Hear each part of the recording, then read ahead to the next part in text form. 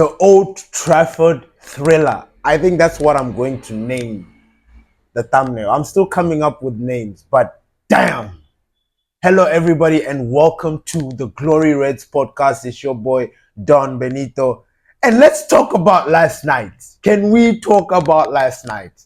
I think we just witnessed one of the greatest games in a very long while. That was a throwback like no other. I to try and contain your excitement or contain your feelings on this game is very difficult. Last night, after the game, I couldn't sleep. Can you believe that? I couldn't sleep. The excitement was too much. The adrenaline was too much. I couldn't stop revisiting how we won. It was amazing. It was amazing. Beautiful night. A night full of roller coasters. A night full of ups and downs. This is what football is all about.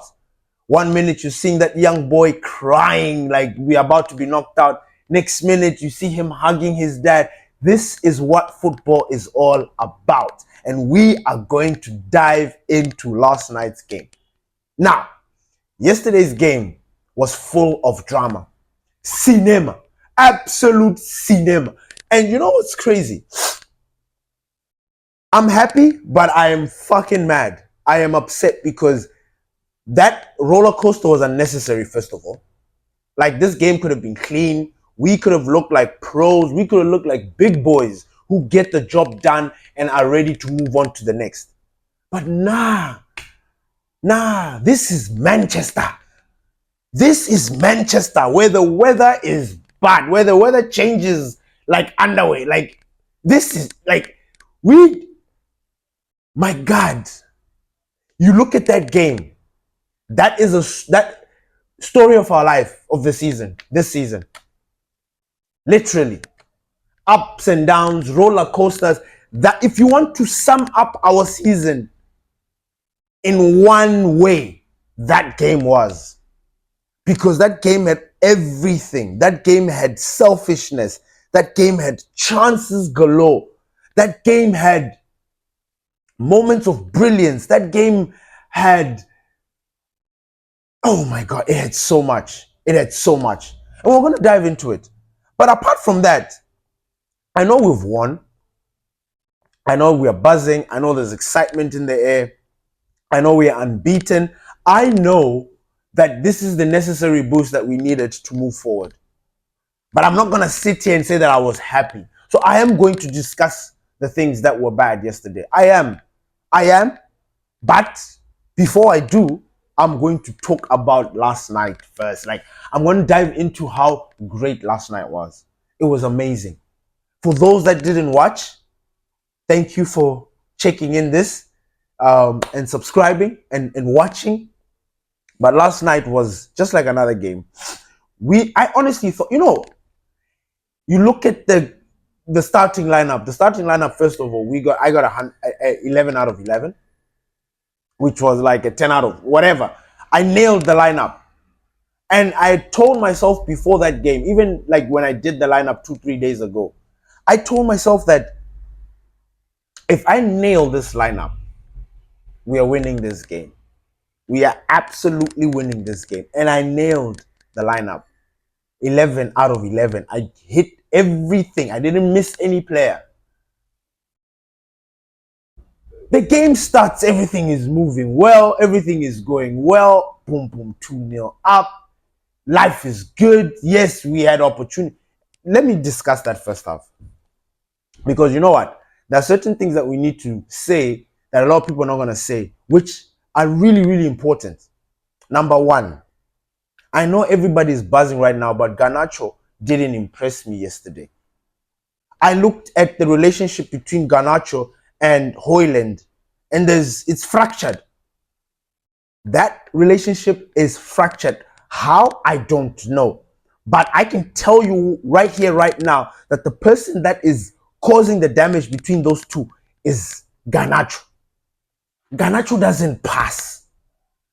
I completely understand the strengths that he has and the strengths that he uses for us. I understand. He's one of those players. Actually, this season for me, he has not been that player. I used to think of Garnacho as a decisive player. Like that breakout season for Ten Hag and sort of. Like I thought that he was a decisive player. He's not. He's still a child. He's still very, very childish. And again, this is another game in full display where Garnacho just is not it. I know this sounds fucked up because we just won. We just went through. We are on to the semi-finals. We are unbeaten. But what is the point of papering over the cracks? What's the point? We sit here, we praise people accordingly. Look, that assist from Garnacho, the first goal to Ugarte, salute.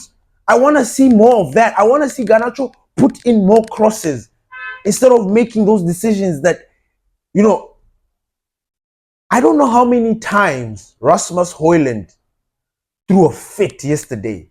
Whether it is pumping in the air, kicking the post, bashing his head on the ground, pulling his hair.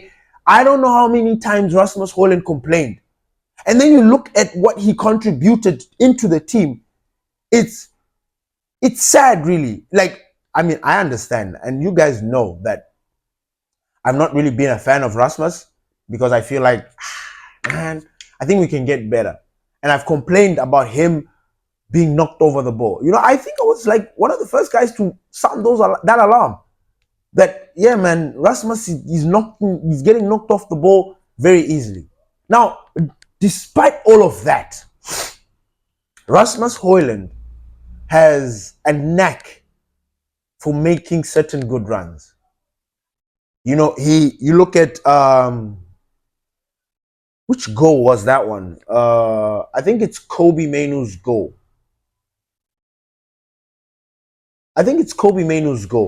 If you look at Rasmus Højlund's movement, you can tell that this guy is a team player. You can tell that this guy is trying to facilitate moves for his boys. I liked it. And correct me if I'm wrong, even the first goal, the Ugarte goal, that I think he made a run that opened up the channel for Ugarte to break in and for those guys to be sleeping. So Rasmus Højlund was very, very good yesterday. Or not very, very good, but he was all right. But the amount of disappointment that he had in that game is ridiculous. He's our number 9. And we're talking about service. There was service. Service into the box was there. That's the thing that I do not want to blur. That's the line. I'm not going to blur that. We created chances. There were so many chances in the boxes. We just were not capitalizing on them when we needed to be. However, Garnacho was just a tad selfish, and it was annoying me.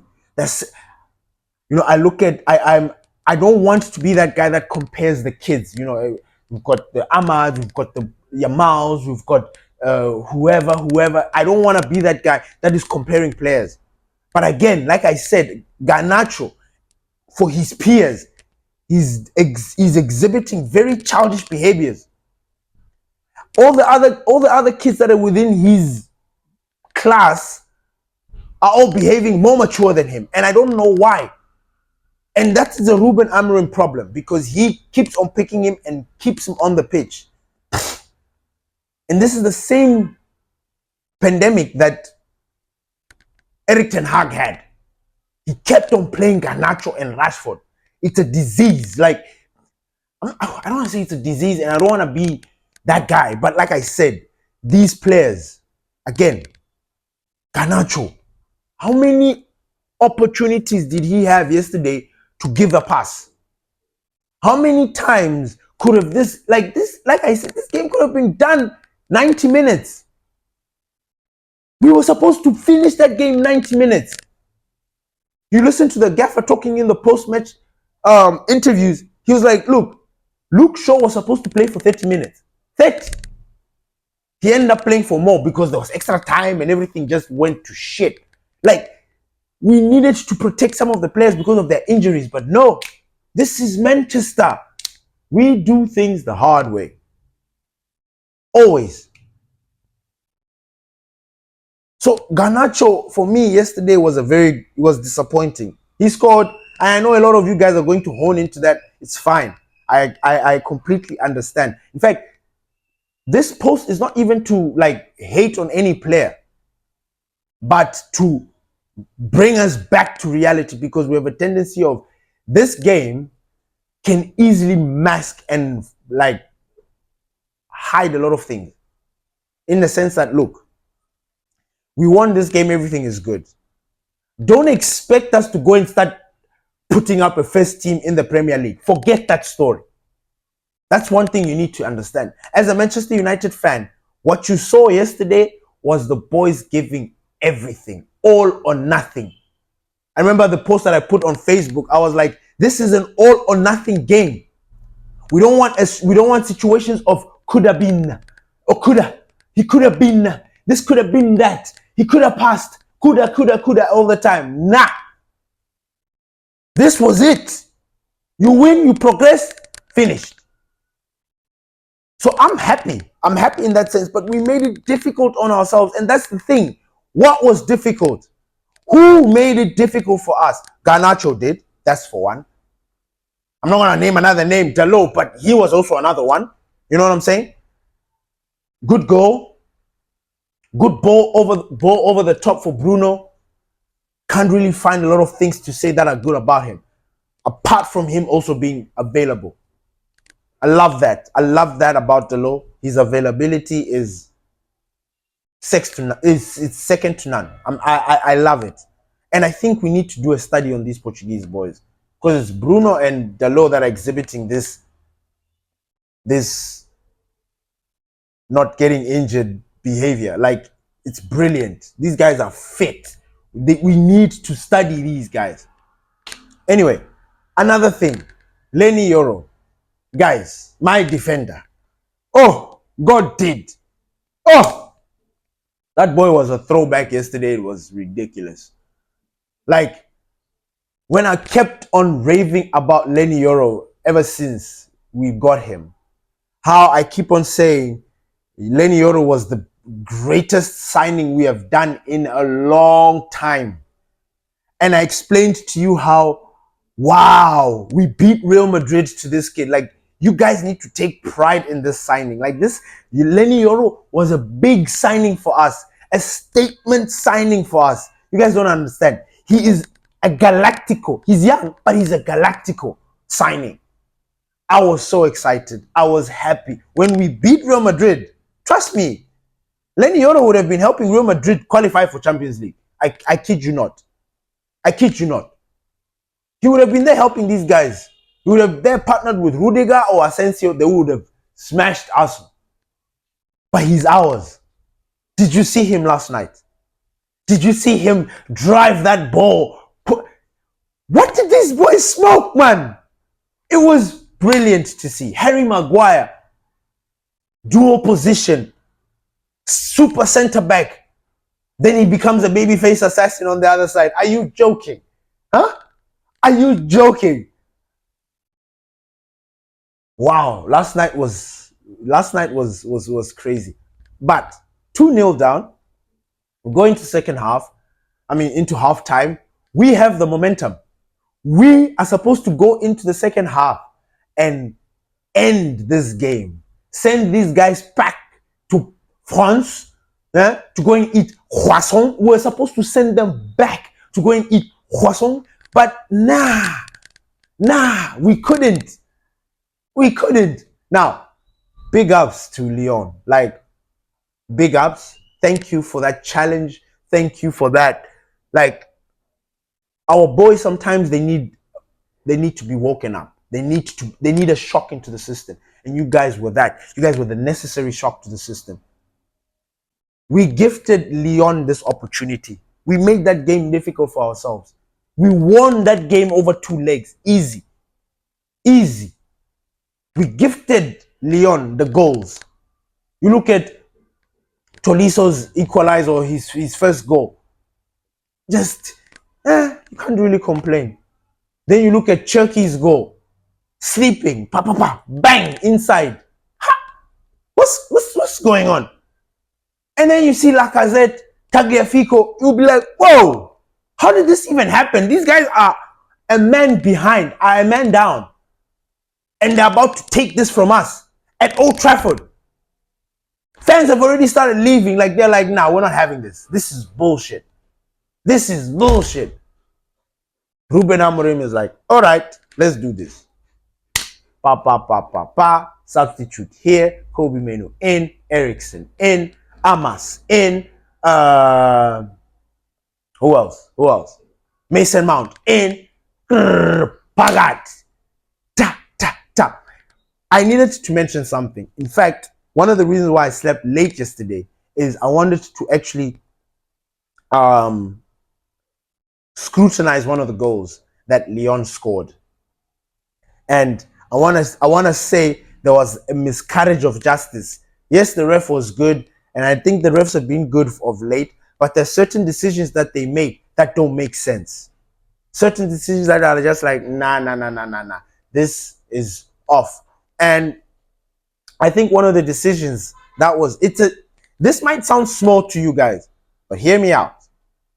That Cherky goal, right? That Cherky goal, that equalizer. Was it an equalizer? No, it wasn't equalizer. The Cherky goal. Was it an equalizer? Anyway, I forgot. The one where they do this build up, bang, bang, bang, bang, and then it comes into the box, and Cherky just shifts it to his left and just rifles it into the bottom corner. That goal. If you go and watch that game, that goal, I remember how livid I was at that goal. Because if you remember, Mason Mount was impeded by the referee. The referee didn't stop the ball. He didn't stop the game. He didn't restart the game. He didn't give the advantage to Manchester United, which I thought was interesting. You know, just go back and check it out. Mason Mount is going for the ball. The ref is there. He disturbs Mason Mount. Mason Mount doesn't get the ball. But the referee is supposed to intervene. The referee is supposed to blow the whistle, take the ball, drop it for us because we had the advantage. He doesn't do it. He lets play go on. And that, I think, was the mistake that referee was doing. Because, and even well, it's not a mistake. Sorry, let me not say it's a mistake. But, and again, I'm not even sure if these referees are doing this on purpose or not. But I was watching the Real Madrid Arsenal game. You look at that referee in that game. He was letting a lot of things slide. Our referee yesterday was also letting a lot of things slide yesterday. And I don't know if that was part of his repertoire. I don't know if by not giving that part, because he doesn't, like, he stops that ball, that goal doesn't go in. Because then now the circumstances change. Their movement change. Probably even the idea. You know, it's like one of those, you know, timeline kind of thing. You know, we've got multiverses. No. You've got a different self in different multiple verses, right? Like universes, parallel universes. And in each universe, you are a different kind of guy, right? And it's that kind of situation where it's like, yeah, in this particular situation, this referee dropped the ball like he was giggling because that was supposed to be a drop ball, our ball. And these players were not going to do the sequence of football that they did to score that goal, which again would have made things easier because then we would have still won that game. But that's just something that you need to pay attention to, because in as much as we won, there was that situation. And I guarantee you, if we had lost that game, we would have been talking about that moment. That moment where that referee didn't stop the ball, didn't stop the game, restart the game, give us the advantage for us to go forward. These guys score. It would have been headlines. So I needed to talk about that. I needed to mention it. Another thing. Ugarte, codenamed the cleaner. Manu Ugarte. Guys, that guy is a beast. Wow. Manu, you know, this season I've had this weird relationship with Manu. Well, I wouldn't say weird, but correct me if I'm wrong. Bruno has featured for us every single game. Every game, right? didn't we want the same with Ugarte? Like, didn't you want that? Like, that's what I wanted. That's what I wanted. I wanted Ugarte to be a staple, a main character in the show. Always there, playing 90 minutes, like Bruno, doing his thing. Now, I understand if they're managing his fitness, managing his time, whatever. This guy is unbelievable. And the fact that he can pick up an injury, then one day he's being like, when I see Ugarte being substituted, I never understand it. I never understand it. And please, am I the only one who feels the same way? Because, bro, every time I see him come off, I always get this little panic because I'm like, who's going to win the balls in the middle? Who's going to do all the dirty work that everybody else tries to run away from? Who's going to do it?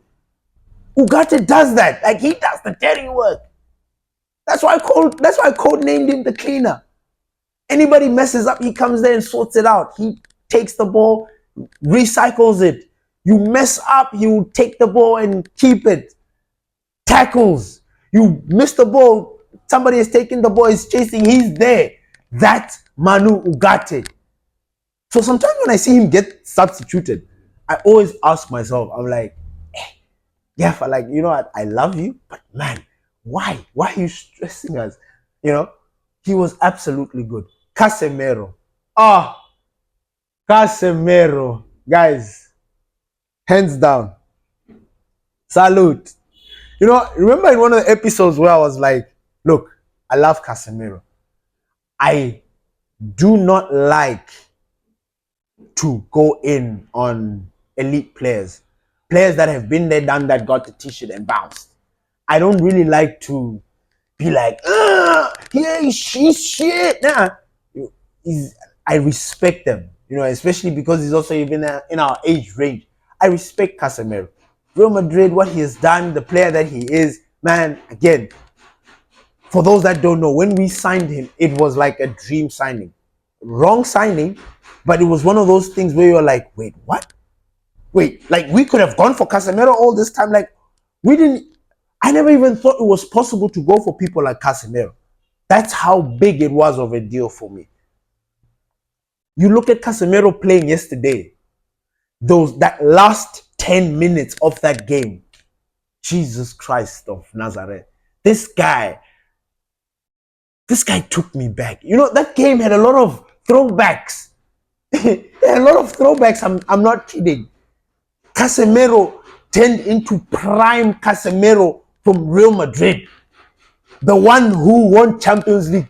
That was the Casemiro that we had in the last 10 minutes of Old Trafford. It was insane. The touches. First he gives Kobe Mainoo the assist, which Kobe Mainoo dispatches with aplomb, by the way. Like, mwah, beautiful, bellissimo. Huh? And then he gets that penalty for Bruno. You know, which, by the way, VAR, why are you taking so long for something so simple? And by the way, I thought if something is a penalty, right? I thought you guys are supposed to confirm. Like, let's just say the referee has made a decision. You guys are VAR, are supposed to confirm, yes, penalty check over, penalty confirmed, give the penalty, or something like that. But then you go to the monitor, you stop VAR, everybody's there, we're waiting, and then you're still telling the referee to go and check. Like, why can't you confirm it like you always do? VAR has its weird, strange moments. When you need them to intervene, they don't intervene. When you don't need them to intervene, they bloody well be in there. They're all over it, and they're just like, ah. So it was just one of those things.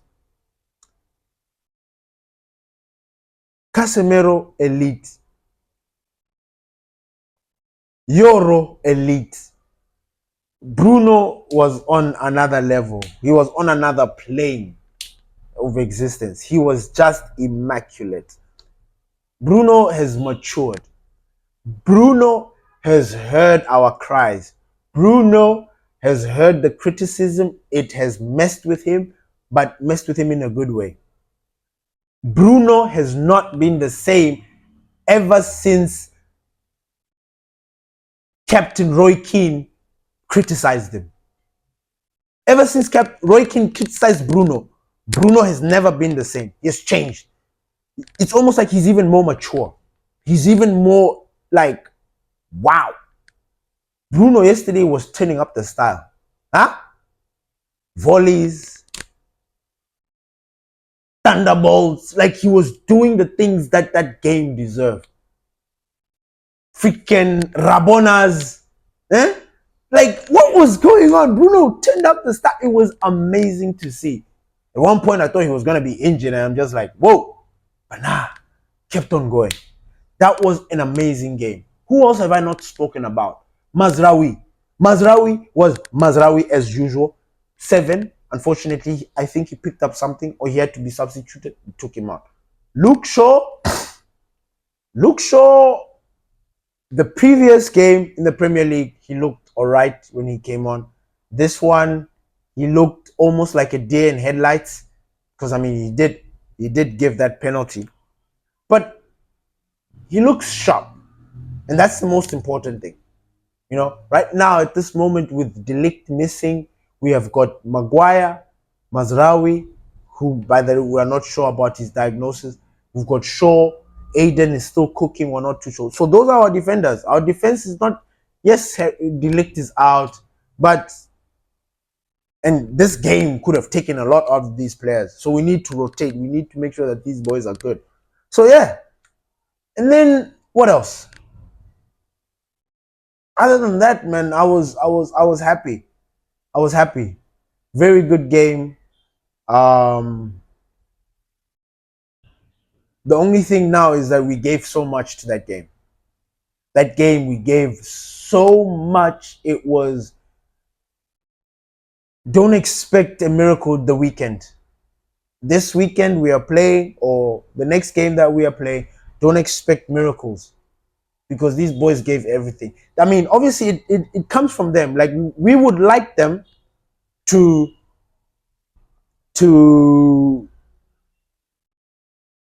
what's the word I'm looking for? Oh my god, it just slipped my mind. Damn. Anyway, but yeah, it was a good game.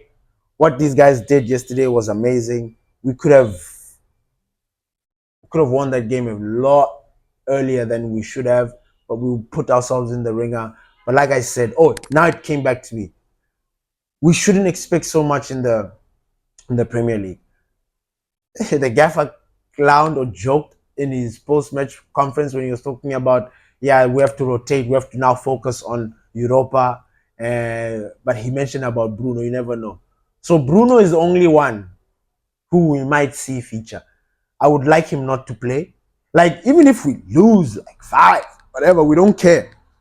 Because we already know what we are gunning for. We already know. We are out for Athletic, Bilbao, Tottenham, and Bodo Glimt. One of those guys, all these guys need to be eliminated so we can win this competition. So whatever it is that we do, we need to do.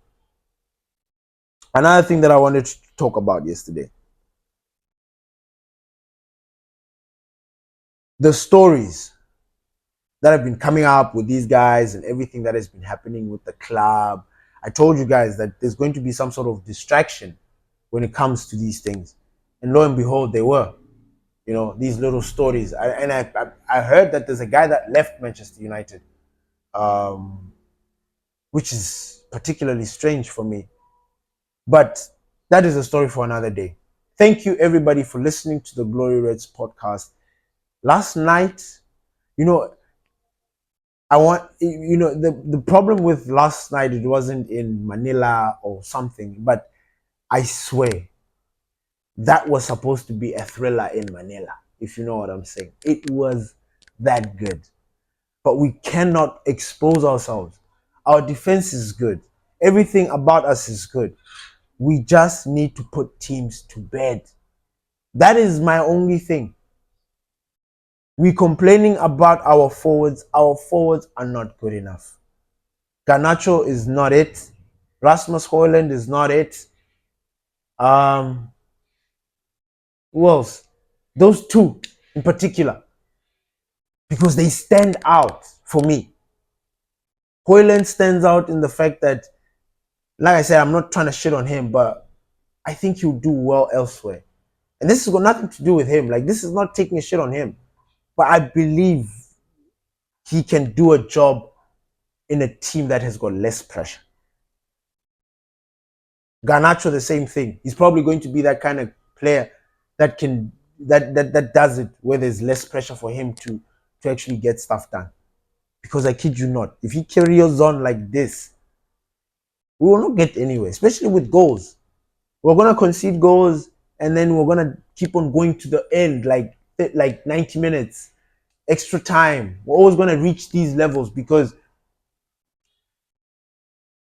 in as much as we can defend, we're not scoring this side. So it's just one of those wild things. But there was also something that I wanted to mention. The gaffer spoke to Rio and Paul Scholes after the game. And he said something that was very interesting. I don't know if everybody has the same sentiments, but he mentioned that, one of the biggest reasons why we are thriving in the Europa League, because everybody's surprised. And I thought it was a no-brainer. I really thought it was a no-brainer as to why we are thriving in Europa as to everywhere else. The intensity in the Europa League is not as the Premier League. There is, I guess, no intensity in the Europa League. I honestly even think Manchester United would have thrived in the Champions League. I mean, yeah, we would have been smacked up, but, we would have thrived in the sense that the league that we are playing in allows us to be competitive. I don't know if that makes any sense. If Lyon was a Premier League team, right? Yesterday's game, we lose. We lose. We lose because the strength of the Premier League, the intensity of the Premier League, it shows when we're playing in the Premier League. Now, when you're playing against opponents that are from other leagues, there is a huge difference, which is why we're always saying that the Premier League is the best league. It's got more intensity, blah, blah, blah, blah, blah, blah, no. But when you look at how it is, we are thriving because we're playing in a competition with teams that do not have the intensity that the Premier League has. And the gaffer admitted to that. He said it's almost like it's facts, bro. But we need to maintain that. We need to seize this moment and push on forward. Our next team, Athletic Bilbao, they are a tricky customer. They have got the Iñaki, they've got the William brothers, Iñaki and Nico. Nico is a problem. He's a handful. I think he's going to be Dalot's homework. Iñaki will be it Dogu or Yoro or Luke Shaw, whoever will be playing on the left. But yeah, they are a problem. They are a problem. They've got, I don't want to say they have intensity, but they are a problem. The good thing with us is that we played a couple of Spanish teams this season. We played Sociedad. I think we did well in Sociedad. Which other team did we play that was this? Did we play any other Spanish team this season? I mean, we have a very good, not a very good, but we have an okay record against Spanish teams. Athletic is going to be tricky, like I said.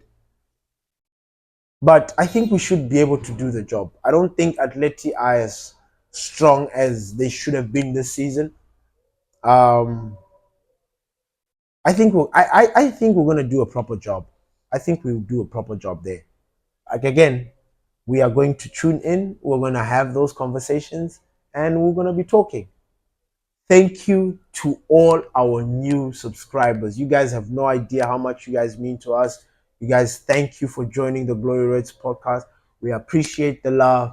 Please leave a comment, drop a like, share this video, spread the word. This is the Glory Reds podcast, and I'm your boy, your host, Don Benito.